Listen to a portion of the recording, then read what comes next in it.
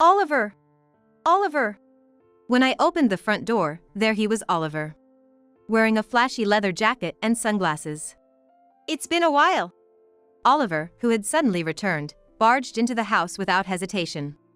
Despite having disappeared for years, his audacity was shocking. And behind him was a young woman holding a baby. Who on earth could she be? As if answering my question, Oliver began to speak. This is Stella, my girlfriend. And the baby is our child, named Hazel. What? I was dumbstruck by the barrage of bewildering news he delivered. Moreover, when he said he had something to talk about, the request he made was even more astonishing. I'm handing over the daughter, so get a divorce and leave. What? It took me a moment to comprehend what he was saying. How could anyone think like this? Staring at me in disbelief, my daughter Chloe looked utterly disenchanted. Then, she said something unexpected. Divorce is not an option with Mom. Because. The next words from Chloe turned Oliver and Stella pale. My name is Luna Smith. I'm a 50-year-old employee, living a life with my high school daughter, Chloe. Though, I'm not a single mother. I have a husband. His name is Oliver, also 50 years old. However, we are not living together.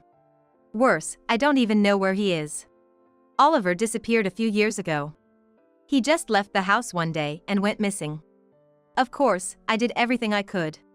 Asked friends and acquaintances, filed a missing person report with the police. Yet, to this day, his whereabouts remain unknown. At this point, I thought it was time to give up. Oliver is probably never coming back. Our marriage was already strained. Divorce seemed inevitable. Just when I thought it was time to live a modest life with Chloe, Oliver suddenly returned. And then, one shocking truth after another was revealed. I could only be astounded by the twists life can bring. But before I talk about Oliver, let me start with my own situation. I lost my mother when I was young and was raised in a father-only household. My father was strict but kind, always caring for me. Don't hold back for Dad's sake, do what you love. I remember him saying that with a smile, as if it were just yesterday. Thanks to him, I was able to dedicate myself to my studies without any worries during my school years. After landing a job, I worked hard, and whenever I had time, I traveled with friends or enjoyed my hobbies, living a fulfilling life. Before I knew it, I was already 30. Just when I was starting to feel a bit anxious about marriage, Oliver appeared before me. Introduced by a friend, Oliver was the same age as me. He was a bit of a show-off, but he knew a lot of fun things to do and always seemed to be enjoying himself. Gradually, I was drawn to the cheerful Oliver. After we started dating and he proposed, I decided to marry him. However, my father expressed his reservations about me marrying Oliver. I'm just worried about that guy. That was my dad's constant refrain. That's not true. He might seem a bit frivolous at first glance, but he's a kind and good person. You don't understand him at all. I would always retort to my father in this manner. Looking back, I realize my father was right. My dad, who seldom opposed me, clearly expressed his objection. If I had just listened to him, I might have had a different life by now. But time can't be turned back. Soon after, I found out I was pregnant. It was around this time that Oliver slowly began to show his true colors. Man, this bike looks cool. Hey, I want to buy it with my next paycheck. Oliver pointed at a motorcycle in a magazine, smiling brightly. Lately, he seemed to be getting into motorcycles, spending his weekends tinkering with them. He started hanging out less, and I felt his spending was getting a bit reckless. What are you talking about? You already have one. Think about our finances. Our child is going to be born soon. Yeah. Man, you're so nagging. Oliver responded with a bored expression. Lately, Oliver's attitude hasn't been great. I wonder if it's just my imagination, but it feels like I've become his second or third priority since we got married. Maybe we're just going through a rough patch. I was thinking of it lightly, just like that. I had no idea that a terrible event was about to unfold. Wait, what's with this bike? I was shocked and blinked in surprise when I saw a shiny new motorcycle in front of our house. I went ahead and took out a loan to buy that bike, Oliver said proudly. How about that? Cool, right? I was furious, having never thought he'd actually buy it. But Oliver, unfazed by my lecture, immediately started taking care of the bike. I was utterly dismayed by his selfish actions. Especially now, when I wanted to save as much money as possible for our coming child. Rubbing my belly, I muttered complaints to myself. A few days later. In the evening, while I was preparing dinner, Oliver called. He was supposed to be out riding his motorcycle around, but something must have happened. When I answered the phone, Oliver, with a trembling voice, started to say something terrifying. Luna, something terrible has happened. I was speeding a bit and hit someone. What? My mind went blank. Apparently, the other person was unconscious, and he had hurriedly called an ambulance. Oliver seemed to be slightly injured as well, but the situation was unclear. Let me know when the ambulance arrives and the hospital is decided. I'll come too. Saying that, I hurriedly hung up the phone. Once I arrived at the hospital, I looked for Oliver. Oliver was in the waiting room, talking to the police. He had a bandage on his knee from a scrape, but other than that, he didn't seem to have any injuries. I joined the conversation and got information about the other party involved. The other party was a young businessman named Luke Jones. The victim's parents and wife arrived with pale faces. His condition seemed to be quite severe. Soon after, a doctor came out of the operating room. The moment I saw his face, I guessed the outcome. As expected, the doctor announced, "He has just passed away." The wife's screams echoed through the hallway. After that, it was like hell. Oliver was immediately arrested. He was going to prison for a traffic-related offense. The situation was that Mr. Tanaka was crossing the street at a green light when Oliver hit him. Speeding and running a red light, and on top of that, the fact that the victim had died, must have led to the judgment that it was a particularly malicious accident. What's more horrifying, that motorcycle wasn't insured. So, compensation to the victim's family was covered by the mandatory liability insurance everyone must have. But even after that, the amount wasn't enough. The rest had to be paid by Oliver, the offender. Ah, man, this is bad. I don't have the money. Luna, can you cover it for me? Oliver's casual request infuriated me. What are you talking about? I don't have that kind of money either. It was not just about the money, but I was astonished by Oliver's nonchalant attitude at this stage. He didn't seem to be thinking about the deceased person or their family at all. Traffic prison is a bit lighter than regular prison, lucky me. But still, I want to get back to the outside world soon. I want to catch up on my comics. He was too carefree by half. Since I got pregnant, Oliver's frivolous side started to show, and that was a fact. But I never thought it could be this bad. I was at my wit's end. That's when my father stepped in to help. I understand the situation. I'll cover the compensation. But there's a condition. Really? Oh man, that's a relief. Oliver quickly agreed to my father's conditions. And so, my father paid the remaining compensation on behalf of Oliver. My father used to manage an apartment building and had some savings. 2 years passed, and Oliver was released from the traffic prison. Of course, his previous job had long fired him. So, my father pulled some strings to get him a job at a small company.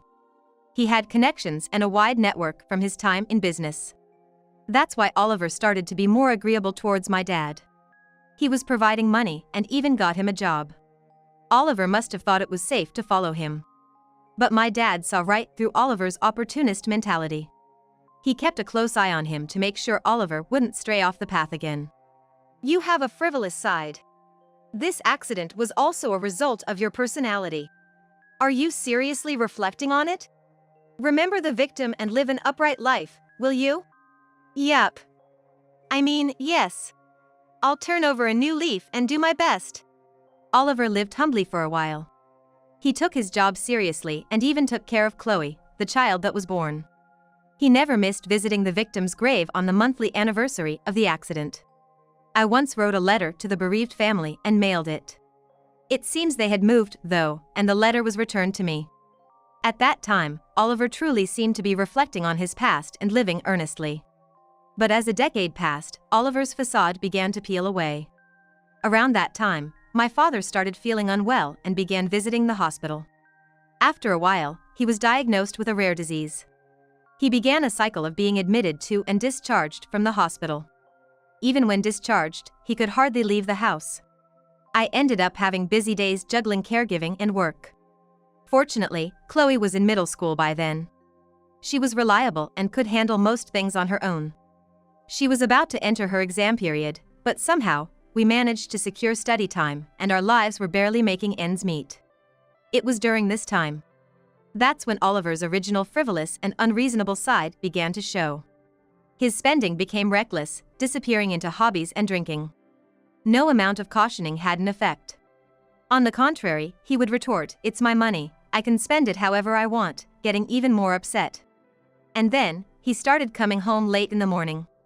Where on earth have you been? I would shout at Oliver, exhausted from caregiving, as he returned home in the early hours. His face was red, perhaps from drinking. It doesn't matter. With Dad in that condition, he can't say anything to me now, so it's a good chance for me to drink all I want and deepen my connections with various people.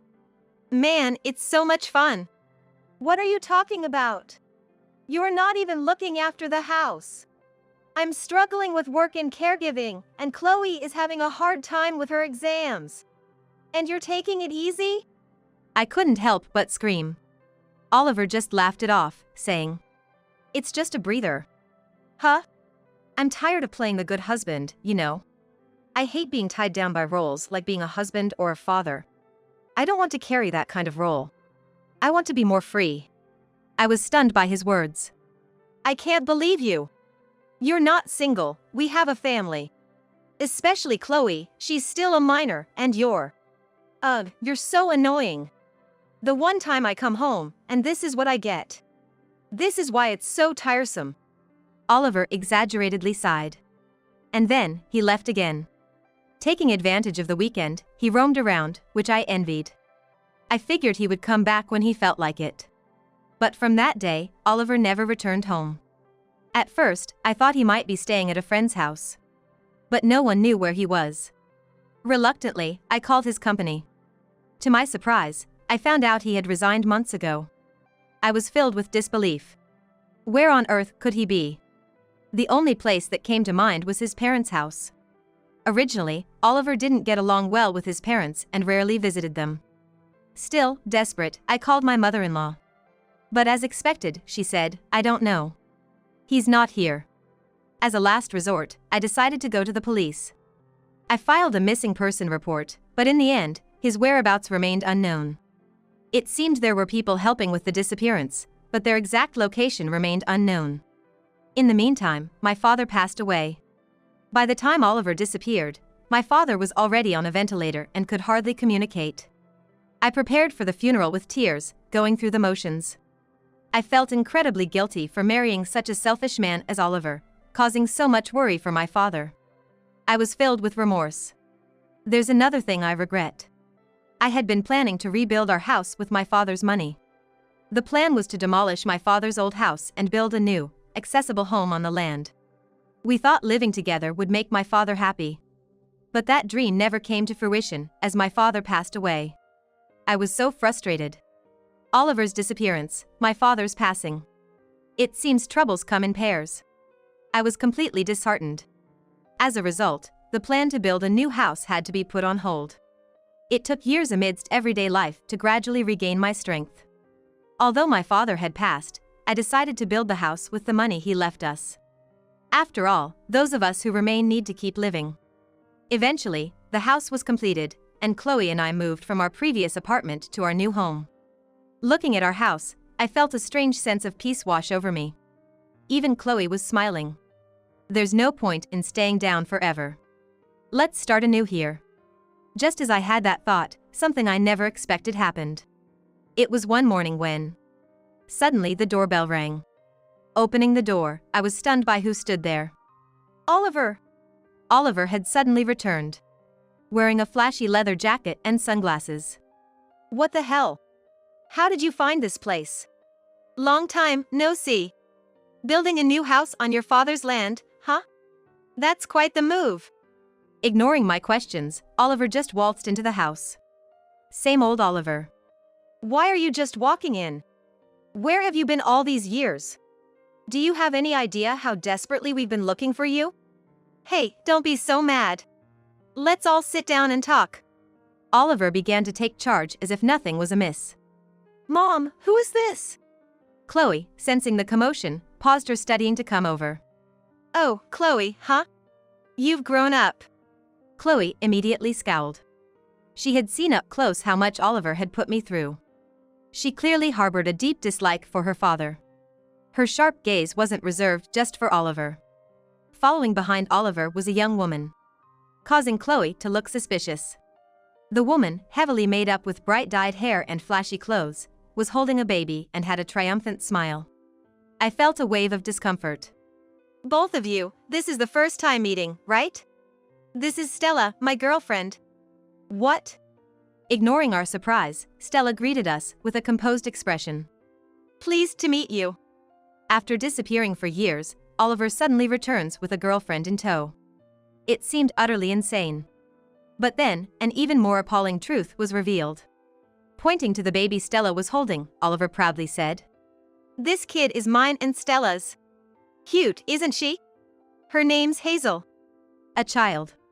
I felt dizzy, barely able to stand. It was terrifying how much common sense he lacked. Was Oliver really this bad once you got to know him? I managed to squeeze out my voice. You come here out of the blue, with a girlfriend and a child. What's this all about? You should have done this after getting a divorce. In the first place, you are. Stop. Enough with the preaching. Can we talk about our situation? We came here today because we have a favor to ask. Oliver, cutting off my speech with a hand gesture, sat down as if he owned the place, alongside Stella. Such outrageously unconventional behavior. Their way of thinking was completely incomprehensible to us. How can we possibly listen to a favor from people as senseless as you two? Just get out now. Chloe shouted, her expression full of disgust. Then, Oliver dramatically pretended to be scared. Oh, scary, scary. Chloe's getting more like Luna. Not cute at all. Don't mock me. Chloe glared at Oliver and Stella.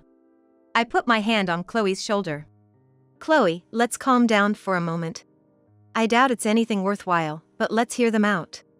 We couldn't let Oliver dictate our emotions. We had to stay calm. Realizing this, I managed to soothe Chloe, who looked ready to lunge at Oliver. Then, we all sat down. What have you been doing since you left home? I asked, curious. Just before I left, I met Stella working at a club. She's young and cute, and we really hit it off. Oliver said, smiling at Stella. It was so creepy, it was almost funny. So, I told her about how my wife and in-laws were giving me a hard time, and she suggested I stay with her, so I did. What? Yeah, it was great. Stella isn't nagging like you, she's kind. Then we had a kid, and she told me I didn't have to work if I took care of Hazel, so I quit my job. A stay-at-home dad, you know? Oliver continued, unfazed by our stunned silence. Sometimes Stella goes to work in clubs out of town, so I'd go with her, living in different places all over the country. Felt like a vacation, it was awesome. No wonder we couldn't find him. Basically, Oliver was living off a younger woman. But with the kid getting to daycare age, we thought it was time to settle down, so we came back home. Then we stumbled upon you guys. Followed you here and was surprised to see this new house. You guys are living the good life, huh? Oliver rambled on, grinning. Though I tried to stay calm, it's tough dealing with someone so far removed from common sense. So, what are you trying to say? I asked coldly. Oliver proudly stated. Basically, we want this house. It's big and just right for us. We'd make better use of it. I'll go ahead and divorce Luna, so you and Chloe can just move out. What? What are you talking about? So, Oliver paused before saying, I'm giving up the daughter, so divorce me and leave. At this point, it was beyond understanding. How could someone think this way? I was speechless, but Chloe unexpectedly spoke up. Divorcing you, Mom, is impossible. Because... Chloe continued with a cold expression. Did you forget about the promise to Grandpa? Huh? My father-in-law's. You haven't forgotten, right? About the compensation money for that accident, which Grandpa paid on your behalf. Oliver panicked at Chloe's words. Hey, what are you suddenly talking about? Huh? What, that accident? Stella looked puzzled. Didn't know? Even though you're his girlfriend.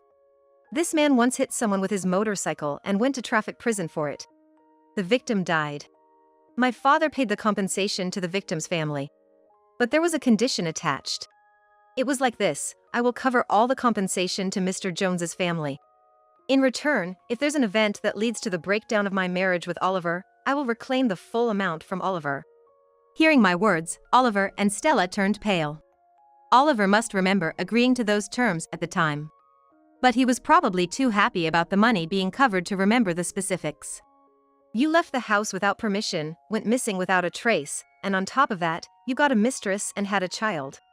That pretty much means our marriage is broken, doesn't it? But your father's gone now, right?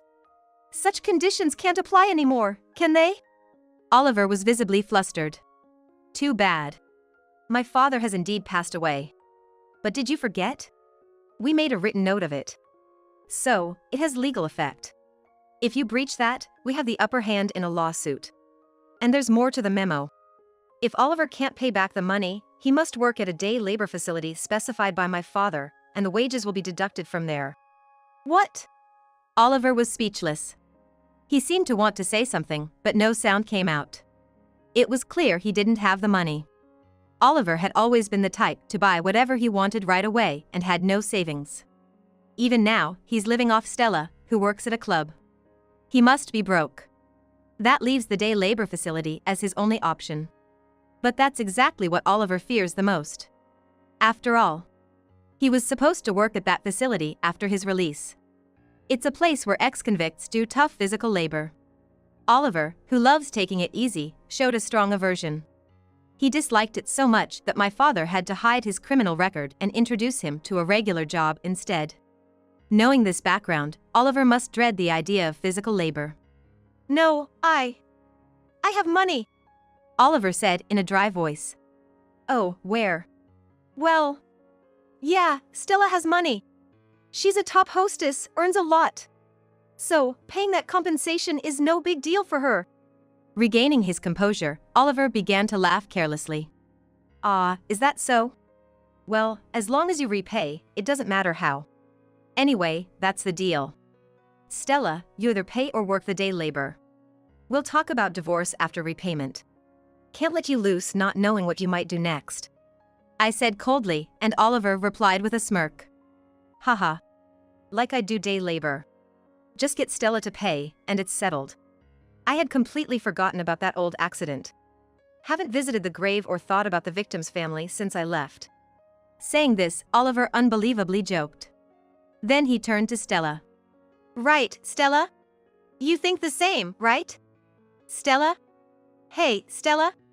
Stella had been acting strange, looking down in silence. Stella was looking down in silence.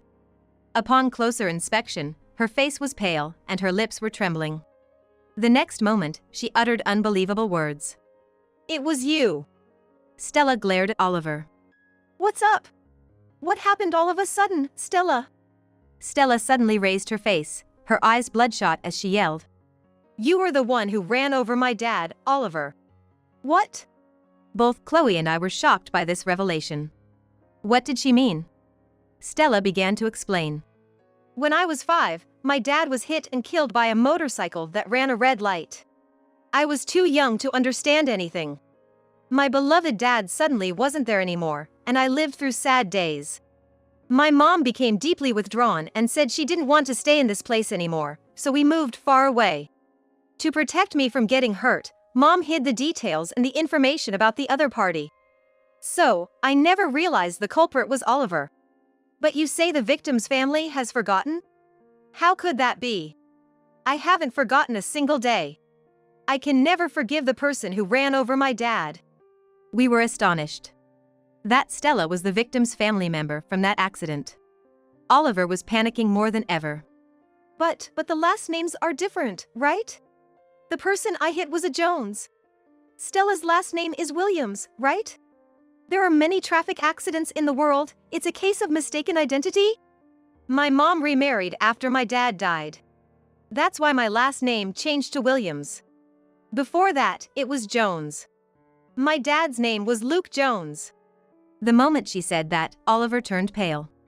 He seemed utterly disconcerted. His gaze wandered through the air, and he started sweating profusely. Meanwhile, Stella showed her hatred. To mock the victim's family and laugh it off, unbelievable. That's the kind of person you are, Oliver. You wouldn't pay. Don't mock me. Stella, completely enraged, had bloodshot eyes. Frightened by her voice, the baby Hazel she was holding started crying. However, she did not soothe her. In the silent room, only the baby's cries echoed. Oliver seemed to have lost the ability to speak, looking utterly vacant. Breaking the silence, I spoke up. So, that was the story. Now, as for the continuation, Stella, about living with Oliver in this house. Are you kidding? I could never be with a man like that. Stella displayed a look of contempt. It was hard to believe they were once so in love.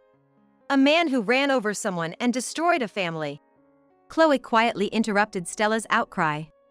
You were about to do something similar, weren't you? The room fell silent again. Stella slowly spoke up. What? What did you say? I'm sorry for what my father did with the accident. But that doesn't give you the right to enter a deep relationship with a married man and have a child, does it? What you did might not be a crime that lands you in jail like my father, but in terms of destroying a family, it's the same. Because you were trying to take away our father. Even though he's such a father. I'm different. I didn't mean to. Stella seemed to realize what she had done, and her words faltered. Stella, I was shocked too when Oliver disappeared. Sure, Oliver was a terrible husband, a terrible father. He might have been different from your dad.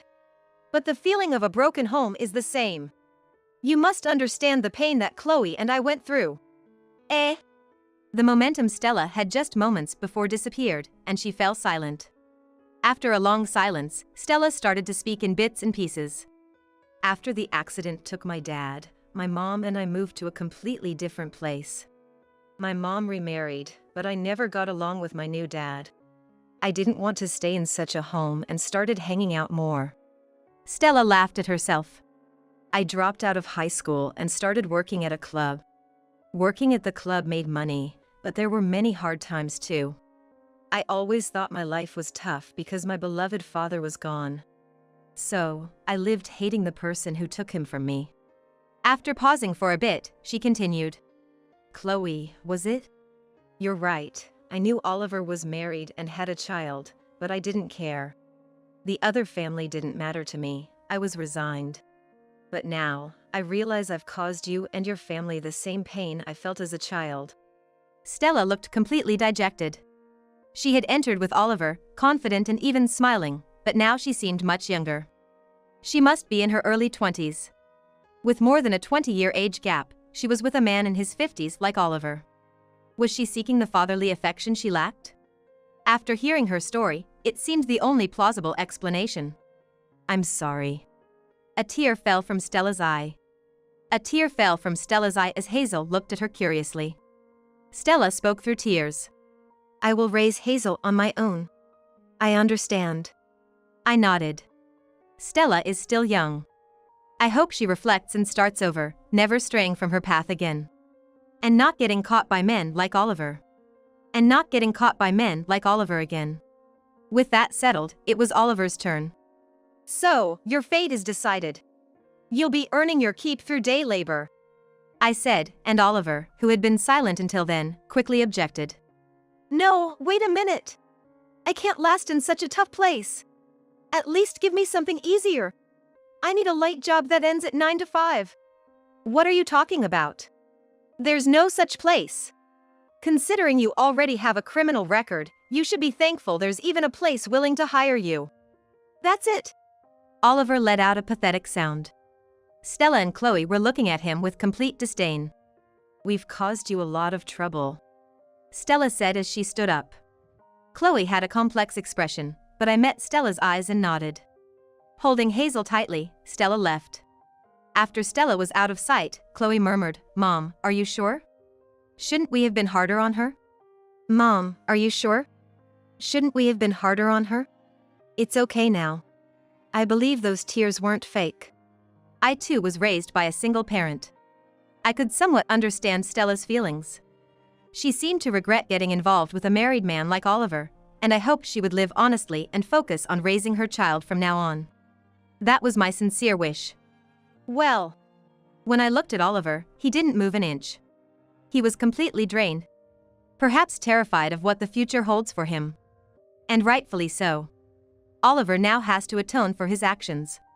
Over a long period. A few days later, I handed Oliver over to the facility director of the Day Labor Center, a friend of my father. Please be careful, this man has developed a habit of taking it easy. So, he might slack off or attempt to escape, causing you trouble. No worries. We're used to handling such individuals. The director laughed heartily. The place was filled with ex-convicts similar to Oliver. Families had given up on these hopeless cases. It seems that attempts to escape were not uncommon among such a group. However, most of the facility's staff had experience working for security companies or were related to the police force. Surrounded by strong men, it would be difficult for the workers to escape. There seems to be a hierarchy within the facility, with newcomers at the bottom, getting worked hard. I hope that being physically and mentally trained here, Oliver truly becomes a decent person this time. As for me, I had already filed for divorce. Initially, I had planned to divorce after the repayment was completed, but the wages earned from the labor were lower than expected. Therefore, I arranged for Oliver to borrow money from a consumer finance company affiliated with the facility, repay me in full, and then Oliver would repay the consumer finance company. As a result, a significant amount of money came into my hands. However, this money was originally my father's. I wanted to use it for something my father would have done if he were alive. With that in mind, I donated part of the sum to an organization for children who lost their parents in traffic accidents. I hope to reduce the number of people who suffer from such sadness. My father would surely have done the same. Remembering my loving father, I teared up. Years have passed since then. I continue to work as usual. Chloe has become a university student. She is diligently studying to obtain a difficult national certification. Unlike Oliver, she is a well-grounded person. Despite everything that has happened, it's good to see her grow up well. Reflecting on the tumultuous days when Oliver was around, I truly feel this way. Now, I'm just thankful for ordinary days. Being able to live a peaceful life is more precious than anything. I hope this tranquility lasts forever.